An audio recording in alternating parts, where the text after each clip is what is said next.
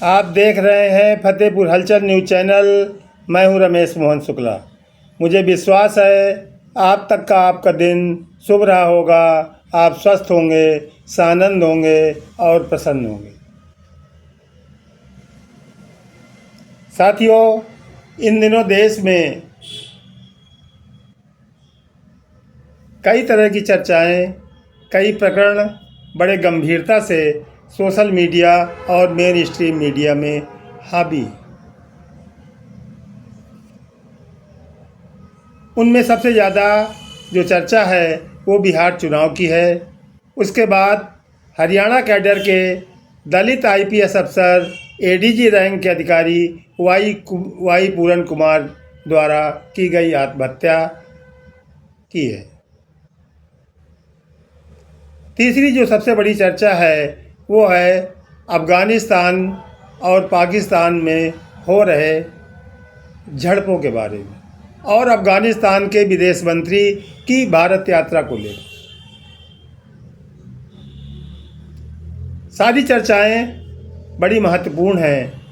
इन पर मैं अलग अलग विश्लेषण करूंगा, लेकिन सबसे पहले मैं आज एक अपना आकलन जो मेरी टीम ने मुझको पटना और बिहार के विभिन्न कोनों से उन्होंने भेजा है आकलन, उसका आकलन करूँगा। ऐसे में मेरी आपसे दरख्वास्त है कि आप वीडियो के अंत तक बने रहें और यदि अब तक आपने फतेहपुर हलचल यूट्यूब चैनल को सब्सक्राइब न किया हो तो कृपा करके उसको सब्सक्राइब कर लें और घंटे की आकृति वाली बटन को भी दबा दें ताकि फतेहपुर हलचल में अपलोड होने वाली कोई भी वीडियो सबसे पहले आप तक पहुंचे। साथियों, आप जानते हैं मैं कोई भविष्यवक्ता नहीं,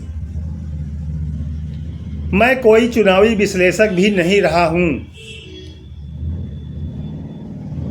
लेकिन जो साथी मुझे व्यक्तिगत रूप से जानते हैं वो जानते हैं कि मैंने कई चुनावों को लेकर के अपने आकलन पत्रिकाओं में और व्यक्तिगत रूप से भी मैंने व्यक्त किए। चुनाव आयोग द्वारा बिहार में चुनाव की तिथियों की घोषणा कर देने के बाद से लगातार मेरे कुछ साथी बिहार के 38 के 38 जनपदों में पहुँचे हैं और उन्होंने जो मुझे एक मोटा आइडिया भेजा है उसके हिसाब से मैं आज बिहार चुनाव की भविष्यवाणी करने जा रहा हूँ। इसको आप मेरा ओपिनियन पोल भी कह सकते हैं। जैसा कि मैंने पहले कहा कि मैं भविष्यवक्ता नहीं हूँ और लोकतंत्र में जनता ही निर्णायक होती है और जनता ही जनार्दन होती है। यहाँ पर मैं बात कर रहा हूँ केवल अपने साथियों द्वारा भेजे गए आकलन को संकलित करने के बाद।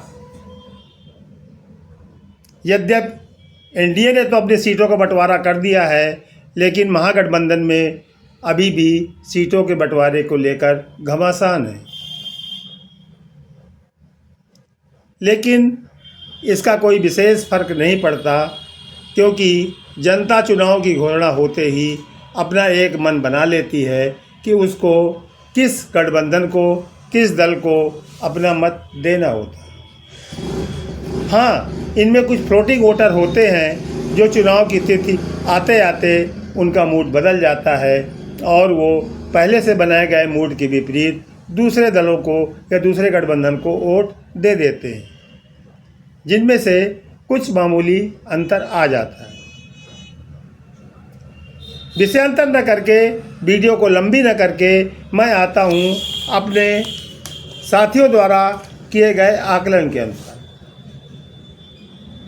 यदि आज की स्थिति में आज चुनाव हो जाए तो किस गठबंधन को, किस दल को कितनी सीटें मिल सकती हैं, उसका एक विश्लेषण मैं यहाँ पर आपके सामने रख रहा हूँ। आप जानते हैं बिहार में दो बड़े गठबंधन चुनाव लड़ रहे हैं, एक एनडीए और दूसरा महागठबंधन। और तीसरे मोर्चे की भी सुगबुगाहट बड़ी तेज़ी से चल रही है, जिसमें All India Muslim Ittehad, Jan Suraaj, JMM, Baspa और अन्य लोग। इन तीनों गठबंधनों को इन चुनावों में कुल कितनी सीटें मिलने का आज और 11 नवंबर तक अनुमानों के बारे में मैं दोनों स्थितियां आपके सामने रखूँगा। यदि आज चुनाव हो जाए तो एनडीए गठबंधन की जो एक बड़ी पार्टी है भाजपा, उसको 47 से 52 सीटें मिलने का अनुमान है।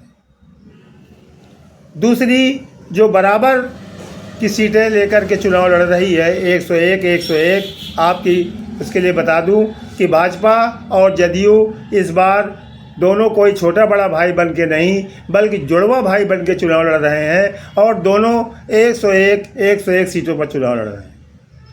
तो जहां भाजपा को आज की तिथि में 47 से 52 सीटें मिलने का अनुमान है, तो वहीं जदयू को केवल 20 से लेकर 25 सीटें मिलने का।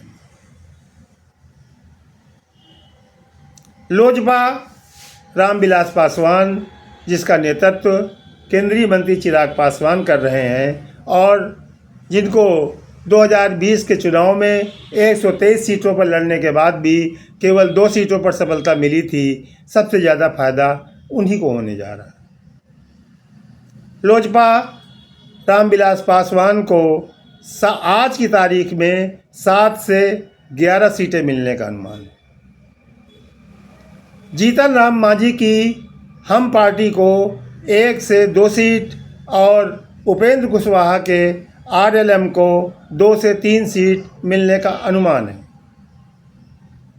ये स्थिति आज की है, जब अभी तक कैंडिडेटों का चुनाव किसी भी दल द्वारा नहीं किया गया है। इस प्रकार एनडीए को आज की तिथि में 77 से 93 सीटें मिल सकती हैं, लेकिन यही स्थिति 11 नवंबर तक बदल जाएगी। ज़्यादा अंतर नहीं आएगा उसमें। 11 नवंबर के चुनाव तक भाजपा को 52 से 55 सीटें, जदयू को 25 से 27 सीटें, लोजपा रामविलास को 11 से 12 सीटें और जीतन राम मांझी को 1 से 2 सीटें और उपेंद्र कुशवाहा के आरएलएम को 2 से 3 सीटें मिलने का अनुमान है।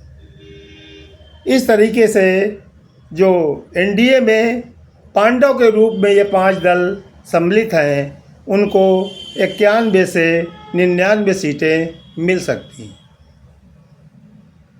अब हम बात करते हैं दूसरे सबसे बड़े गठबंधन की, जो कि राष्ट्रीय जनता दल और कांग्रेस के नेतृत्व में बना हुआ है। आप जानते हैं आज ही नई दिल्ली की राउजांजी कोर्ट में लालू यादव, राबड़ी देवी और तेजस्वी यादव के ऊपर मुकदमा चलाने की हरी झंडी दे दी गई और उनके ऊपर चार्ज फ्रेम कर दिए गए। इनके राजनीतिक निहितार्थ राजनीतिक पंडित निकालेंगे और निकाल भी रहे हैं,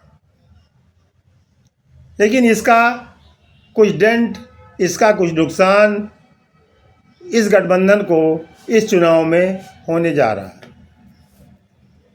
आज की स्थिति में यदि चुनाव हो जाए तो राष्ट्रीय जनता दल को 50 से 55 सीटें मिल सकती हैं, कांग्रेस को 16 से 20 सीटें, वीआईपी को 5 से 9 सीटें और वाम मोर्चा को 25 से 30 सीटें मिलने का अनुमान लगाया गया है।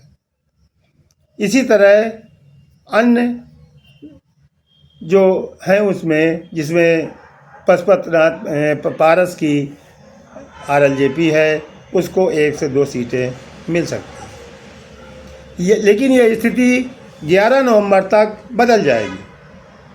11 नवंबर तक राजद को 55 से 56 सीटें, कांग्रेस को 20 से 21 सीट, वीआईपी को 5 से 9 सीट यथास्थिति रहेगी। वाम मोर्चा को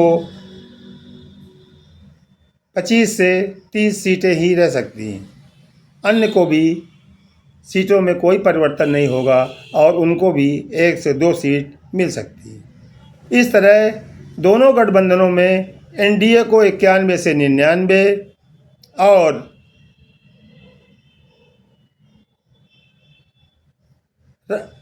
महागठबंधन को 116 सीटें मिलने का अनुमान। तीसरा जो मोर्चा बना है और जिनका बड़ा इस समय गुब्बारा बिहार चुनाव में फूला हुआ है वो है जनसुराज, जिसका नेतृत्व भले वैधानिक रूप से उसके राष्ट्रीय और प्रदेशीय अध्यक्ष कोई भी हों, लेकिन उसका नेतृत्व प्रशांत किशोर द्वारा किया जा रहा है। ये वही प्रशांत किशोर जी हैं जिन्होंने कई दलों को चुनाव में सहयोग किया, चुनाव में स्ट्रेटजी बनाई और 2014 में जहां नरेंद्र मोदी, फिर उसके बाद कांग्रेस, फिर उसके बाद नीतीश कुमार, फिर उसके बाद ममता बनर्जी जैसे नेताओं को उन्होंने चुनाव लड़वाया और उसके ये रणनीतिकार रहे।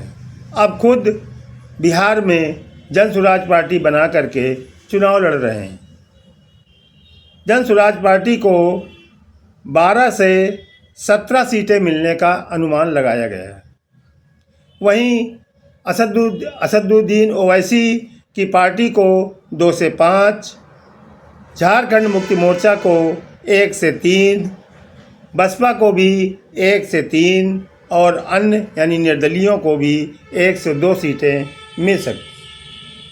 तो साथियों, 243 की बिहार विधानसभा में ये स्थिति आज की आकलन के हिसाब से बन रही। यदि मोटा मोटा देखें तो निश्चित रूप से अब की बार बिहार में किसी भी गठबंधन को पूर्ण बहुमत अपने दम पर मिलने नहीं जा रहा और यह वही स्थिति होगी जो बिहार विधानसभा के 2005 के चुनाव में थी, जब लोक जनशक्ति पार्टी के रामविलास पासवान द्वारा मुस्लिम मुख्यमंत्री बनाए जाने की मांग पर अड़ जाने के कारण किसी भी दल को समर्थन नहीं दिया गया था और वहां पर फिर से चुनाव करवाए गए थे। तब नीतीश कुमार की पार्टी सत्ता में आ गई।